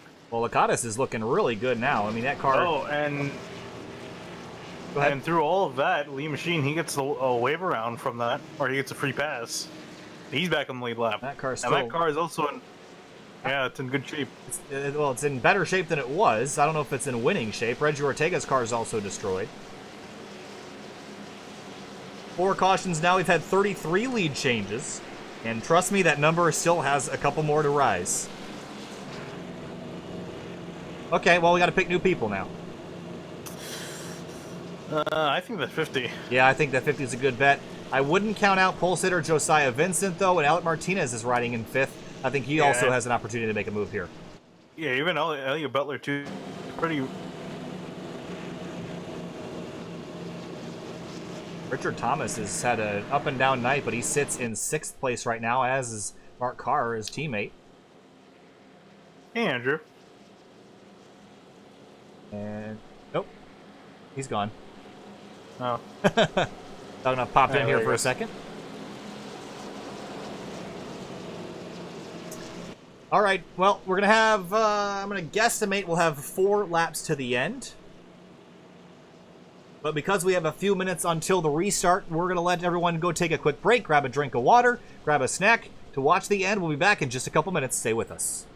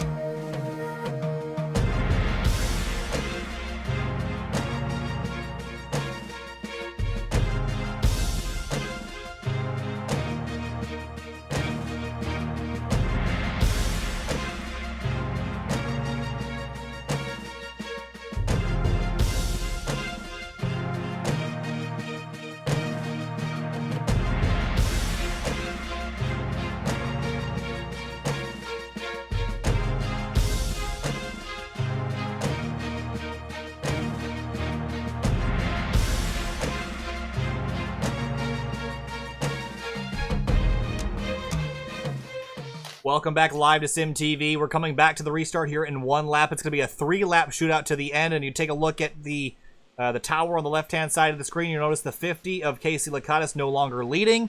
The internet has dropped for the number 50. Lakatos has lost connection, and just like Joshua Banks last week, the bad luck strikes the 50 this week, and unfortunately, he will not win this race. Yeah, I think he's trying to get back out on the track. He'll be a lap down, but yeah, that's gonna sting, especially considering he's leading, coming to the green, coming to 3 laps ago, not 4, and he had a very strong car. Yeah, it was really unfortunate for the 50. So now that means our top 5 is Chambliss, Butler, Vincent Martinez, and Mark Carr. And when we come back to the green, it's going to be 3 laps to the end. There's no time for funny business. You got to go, you got to push, you got to shove. If the caution comes out, I think you have to plan on the caution coming out. You just got to be in the lead. I don't think you can afford to wait. I think you just got to go, get yourself in the lead, and pray that the caution comes out there, that you don't get run down on the white flag. Yeah, I'm curious how many guys are going to do that, and we're going to have a very small pack racing. Most of these guys in the back here have damaged cars. It's pretty much only going to be about an 8-horse race, I think. This hasn't been a messy race by any standard. It's just the incidents that have happened. There's been 4 cautions, and they've kind of spread themselves out over a couple different incidents, and it's taken 1 or 2 cars out each time. But with only 20 starting this race, we're down to about 13, 14 cars on track. Well, actually, that's not right. 15 or 16 cars on track, but only really 12 of them competitive. Yeah. All right, so take a good look at that running order, because it's not going to be that way for very much longer. Brian Chambliss in the lead. Elliott Butler. Casey Lakatos is back in the server, but he's not going to get a chance to get his lap back, so that is really unfortunate for the 50 of Lakatos. But Elliott Butler on the outside lane, and look at who's behind him. Alec Martinez, I talked about him. He was laying in the back all night to stay out of trouble. Got caught up in one little incident, but other than that, his car's in pretty decent shape. And then pole sitter Josiah Vincent starting inside row number 2. I think row number 2 is where your winner comes from here, coming back at the restart. Yeah, I mean, can't blame me for thinking that way. 2 very strong cars there without much damage to them, and very aggressive drivers. So we'll see what they can do here. Coming to the restart, 3 laps to go. We know how hungry Butler is too. Finian hasn't won a race yet. We know that he is dying to get one, and I bet you he'll be throwing a block in order to get himself into victory lane. Coming back to the restart. Only a couple miles left here. Less than 10 miles left. About 3 minutes of racing. 3 laps to go. Green flag flies. Racing again at Talladega. Got a poor start for Elliott Butler in the 6. 21's going to get a good lead. He's going to try to race side by side with the 4, but Josiah Vincent's going to win that battle. And the 6 car is going to drop right in line now, and now it's the top 4 are breaking away from Richard Thomas and Mark Carr, and now the push and shove is on. Look at Josiah Vincent trying to get a run on the back of the 21 out of turn 2. Look at the 18 looking high. The 6 car is going to go with them. Yeah, here they come. They got to work together. They got to work something out. The 6 car of Butler with a run, but I don't know if it's going to be enough quite yet to go for the lead. The 4 car of Vincent pushing Chambliss. You got to pick a partner now and go with them. It's going to be too late to make any moves, to pick anybody new. You're going to have to pick someone and stick. The 18 drops back to the inside of the 6 car out of turn 4. Coming back to 2 to go. Josiah Vincent right at the bumper of the 21. Yeah, there's the 14 and the 9 also lurking, trying to find a way through. Ortega also in it, as well as Gaba. Ortega's coming with a vengeance. He's brought this whole group with them. 2 laps to go. Alec Martinez tucked in 3rd, but boxed in by the 6 car on the outside. Vincent pushing the 21 for all it's worth. Yeah, they got 2 laps to go. If they make it back to the white flag, they race it back to the finish line. Here they come. Look at Brian Chambliss. He's got a push and a shove from the 4 of Vincent. Alec Martinez stuck inside the 6 car yet again. Elliott Butler has no help. And they're getting aggressive with the shoves. A half a lap to go to the white flag. Out of turn 4. We're coming back to the last 2.66 mile lap of Talladega. Josiah Vincent in 2nd place. He sat on pole tonight. Was involved in the first caution of the evening, but looks to the outside now, and he pushes the 6 car out wide. Chambliss 3 wide for 2nd. The 18 slips in behind. And the 4 car gets turned to the 6 car as well. Into the wall. No caution. Racing back to the checkered flag. Chambliss, Martinez. Here comes the 14 of Thomas and the 2 of Reggie Ortega out of turn 2. So many guys that had no shot for most of this race. They got a shot right now. The 18 jumps up to block the 14. He's going to give him a big shove down the back straightaway. Here comes Alec Martinez, the kid from California, up the outside. But don't count out. Ooh, the 21 flashing a bit on the inside. Ortega trying to give him a shove. 21 a Chambliss in the lead. The 21's going to slide up in front of the 18. We're going to be 3 wide for the lead out of turn 4. The 21 keeps coming up. Now we're 3 wide for the lead. Ortega on the inside, Chambliss in the middle, and Alec Martinez on the outside. Back to the checkered flag. Who gets here first? The 18, no help. The 21 and Chambliss back to the top spot. The 18 wrecking behind. The 75 of the wall back to the checkers. Brian Chambliss by a nose. And he gets it by 46 thousandths of a second.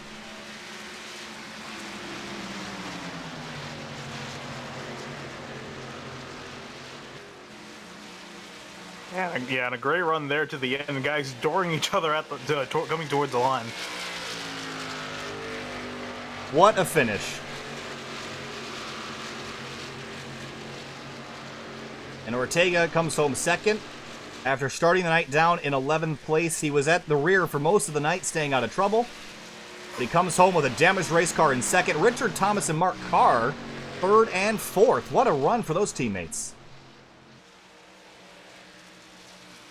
And you got to feel for Alec Martinez. Had an opportunity to win it. Oh, there's crashing at the stripe here again, and Ortega goes around into the fence hard. We'll go back and watch the replay in a moment, but we don't want to miss Chambliss's burnouts here. It's been a long time coming for the driver of the 21. He said in the past that he knows he's got talent. He knows he's capable of winning races. And here he has done it. Yeah, with a great paint scheme on that car, too. Got the American flag on it, so nice to see that car in victory lane. And celebrating at Talladega on the big expansive pavement is always a blast, but after a race like that, started it in 7th place up to 1st after 75 laps.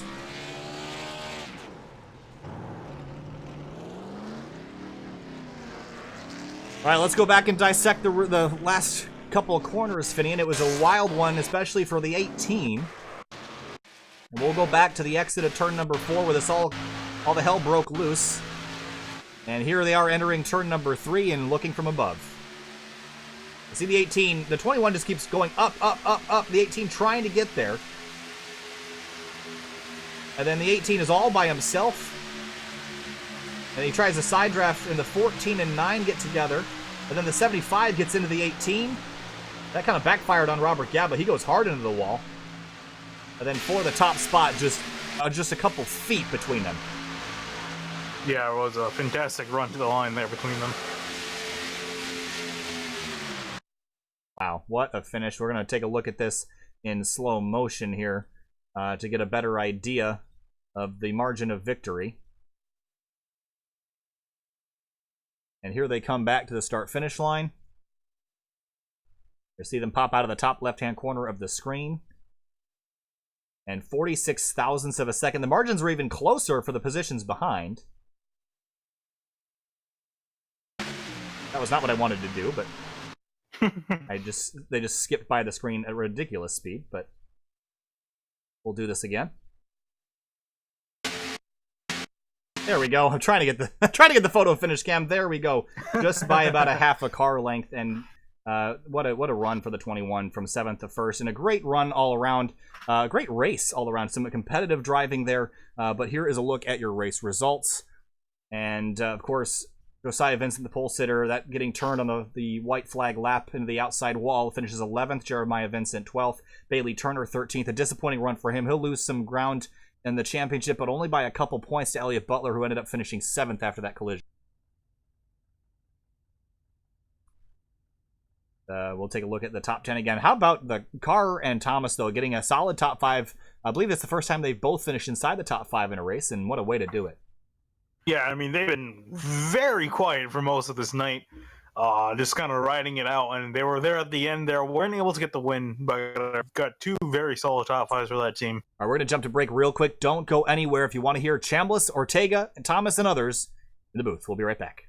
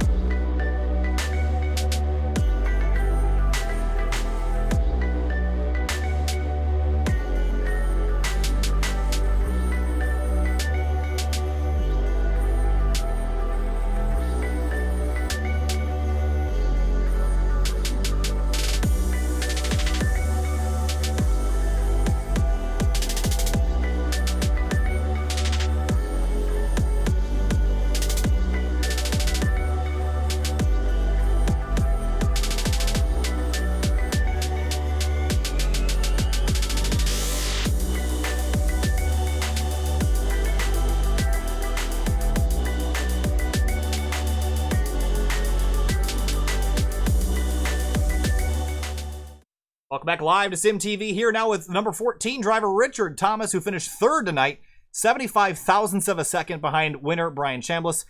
Richard, kind of a quiet night for you and teammate Mark Carr, but top fives for both of you in pretty wild fashion there those last couple laps. Walk us through your view. Yeah, the cars were great, and we knew it was going to be hectic, so we wanted to drop back a little bit and wait till the last 15 laps or so to really get going. I decided to short pit there, and I'm sure you guys saw that I got a speeding penalty, but came back through. So pretty good night. A good night all around. We heard some people saying that the draft suck up wasn't as intense as it's been in the past. How did it feel like for you in that car, and how's the drafting package now on this most recent build? The suck up wasn't as aggressive, correct, but if you got out with a decent enough gap, you were able to close that distance rather quickly, and you find yourself backing out to about 3/4 of throttle just so you didn't run the next guy over. So I mean, overall the car was handling great. I had 2 new sponsors come on board. Finer Details and Mobility 123, so they're on board, and it's a great podium to show them what we're working with here at Northeast Motorsports. So great to be here, and good finish for the team. Absolutely, Richard. Thanks for chatting with us, and good luck next week. Thanks, guys. Take care. You too. All right, now we'll see if we can get a hold of Mark Carr, and if not, we'll move on to the next one. But hey, Mark, you had a copy. It's Kyle from Sim TV. Hey, solid copy. How's it going, guys? It's going great up here and went really well for you down there. Got a solid top 5 finish here at the end at Talladega after 75 laps with teammate Richard Thomas right there next to you. Pretty crazy ending. What did it look like out your windshield? Well, it was. It definitely was crazy. I thought I could have pushed it 3 wide there out of 4, but I didn't have space, so I just tucked behind Reggie there and tried to give him a push, but I don't think I had the momentum or the speed to push him across that line, but I certainly would have if I had it. Talk to us about the green flag pit stop sequence. We saw the 14 of Thomas pull off a lap early to come to pit lane. He got himself a speeding penalty. Did you guys have a strategy that had messed up, or what was the situation that happened there? Well, yeah, we did have a strategy in the beginning to pit together. He ducked down a little early because he saw the opportunity. He took it. I was high side. I couldn't get down. So unfortunately, we weren't able to pit together. But I think a caution came out just after that, so it got him back at the end of the line. And then, the rest. A great night for you and the Northeast Motorsports team. Mark, thanks for chatting with us, and good luck in the future. A sign of things to come, I think, for sure, with those teammates. Yes, absolutely. Thank you, guys. I just want to give a quick shout out to Mobility 123, main sponsors, and Built of South Jersey. All right, Mark. Thanks for talking to us. Good luck. We'll see you later. Thank you, guys. Bye-bye. All right, now we'll talk to Reggie Ortega, who finished second tonight. Reggie, you could taste victory. Hell yeah. You were so close, but not quite enough. I think you still got to be pretty happy with a second after the way your night went. Yeah, definitely. I just don't know why Brian left the door open there, and I was so shocked, and I was like, so clueless why he did that. 9 car behind me was just pushing me, and I really thought I had the win, but something was just dragging me back. I don't know what it was, but hell yeah, second place. I'm happy with that, especially with the way the race went, man. A lot of damage on that car. How much was it affecting your speed, and did you feel like it was worse out by yourself versus in the draft? Before the last caution, I feel like my car wasn't capable of staying with the pack. I was falling back a little bit. I was drafting with the 9 at that point, and I didn't feel like I had a car capable of winning. But for some reason, man, I was pedal to the floor that last run right there, and I was keeping up. So I didn't feel like I had a chance to win the race, but if somebody was behind me like the 9 car was, and people were just, leaving the door open, oh yeah, I was going to do whatever I could to get up there. All right, Reggie. Well, hey, a second place finish, an awesome result after kind of a messy night for you in that number 2. Got involved in a couple people's collisions, but hey, a second's a second. Congratulations. We'll see you next week. Hell yeah. Thank you, guys. You have a great day. You too. All right, now we're going to talk to the man of the hour, and that is Brian Chambliss, driver the number 21. Brian, a couple weeks ago, you were telling everybody that you're capable of winning races, and tonight you put on a heck of a show in the closing laps and won by 46 thousandths of a second over Reggie Ortega. Walk us through that final restart and holding on for victory. Well, honestly, I got pretty lucky. gifted the restart there, but I mean, I had some teammates behind me, so we up and try to run it out until we could come down the last lap there, and all bets were off then, and I just happened to be the lucky one that got the good push there right at the end to give me the win. In turns 3 and 4, the 18 of Alec Martinez had a great run to the outside. You kept moving up the racetrack, blocking. Do you think if you had let that 18 get to that quarter panel, do you think you would have won this race? I honestly, when I moved up a bit in behind me, and I looked behind me, I didn't have anybody because right here, hole on the back, and at that point I thought it was over, and then luckily the 14 came up, and gave me the push I needed to get out in front. So without him, I'm not sure I'd have been able to hold on to the lead there. It would either been Reggie or Alec. Is this a changing of the tide for the 21 team? Obviously, a victory is great momentum heading into the rest of the season. How confident are you in being able to repeat and get some more victories later this season? We got some tracks that are coming up that I'm pretty good at. So I think I'm in a good spot here. I got a whole lot of points to make up, but as long as I'm sitting in here, come the end of it, I think we got a chance. All right, Brian. Well, go ahead and go celebrate with everybody. I'm sure it's going to be a very popular victory here in Virtual Racing League. Congratulations, and hopefully we'll see you here a little bit more. Hey, thanks, guys. You guys do a great job. SimTV is there. Appreciate it. All right. Thanks a lot, Brian. Have a great night. Hey, Fidel, let's see if we can drag Alec Martinez up here, and we'll see if we can have a little chat with him as well while we're talking. Hey, Alec, it's Kyle from SimTV. Hey. Wanted to talk to you real quick. A 5th place result tonight. Maybe not what you wanted. You had an opportunity to win the race there, but just walk us through your white flag lap and trying to get around that 21. Yeah, because it was a fun race for sure. I just got damaged in that wreck that happened before, so I don't think that was I don't think that really helped a lot. But I'm glad that Brian won. But man, he threw the block, so I didn't want to wreck him because he's my teammate. So I came up and then going through the travel, just got hooked in the right rear and then or left rear and spun out. But you know what? A 5th place for Talladega is good.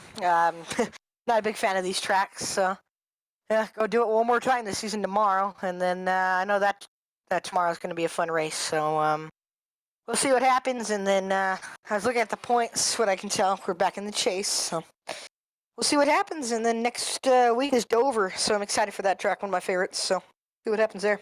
Do you think you could learn anything from tonight that you can apply to tomorrow's race? I know tomorrow we're going to see, I think tonight we saw over 35 lead changes, so I think we're going to see something similar tomorrow. How much do you feel like you can translate from the Xfinity cars to the Cup cars now with their new package?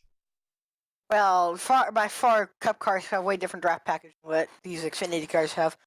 So, I mean, I don't think you can. The only thing you can probably put towards the Cup cars and the Xfinity cars is that you're constantly flat out. So, about the only thing, cars different body style with more downforce, especially on the Cup cars. So we'll see what happens tomorrow. But it depends. I don't know if you can really learn anything at a plate track, but I'm sure that, like, say you went to a Dover for the Xfinity car, you can maybe put something into the Cup car. So we'll see what happens. But congrats to Brian. He deserved it. He's been grinding it all season. So I'm glad he got a win. All right, Alec. Well, a 5th place for the 18 tonight. Not a bad result. Keeping it clean out there in the back and totally, and a 5th place, a top 5. Good for the 18 of Alec Martinez. Thanks for chatting with us, and we'll see you next week. Yep, thank you. All right, that's going to do it for the interviews tonight, Finian. What a race we saw this evening. Over 30 lead changes, and Brian Chambliss getting a victory. Reggie Ortega right behind. Yeah, indeed. A great race at the end there, guys. Just completely going at it. Nice that I was able to finish under green, and was an entertaining last lap. But yeah, overall, great job by these guys tonight. Unfortunate that a lot of good drivers and a lot of good cars got caught up in some wrecks, but I think, at the end of the day, that's Talladega. That's going to do it for us here on SimTV tonight. And you're going to see tomorrow night a very similar story. Talladega Superspeedway for Outsider Racing League, round number 13, 12 or 13, something like that. And we'll see you there tomorrow night, 10 o'clock p.m. Eastern Standard Time. Then Sunday and Monday, we are off for the Memorial Day break. And we'll be back on Tuesday with Fuel Cup Series action for the next round of the Fuel Finals. Then Wednesday, we're off. Thursday, we're off as well. And Friday, I think, are we off again, or are we back on Friday? I think we're back on Friday. Back at Dover, I think. Pretty sure that's what's going on. I haven't looked at the schedule in the last couple of days, so Yeah, we are. All right, Dover next Friday. So other than Tuesday, it's going to be a pretty calm week for us next week. So you'll see those links pop up the next couple days. Thanks for watching. Thanks for hanging out and chat with us tonight. Have a great night. We'll see you tomorrow night, 10 o'clock Eastern Standard Time. Have a good night.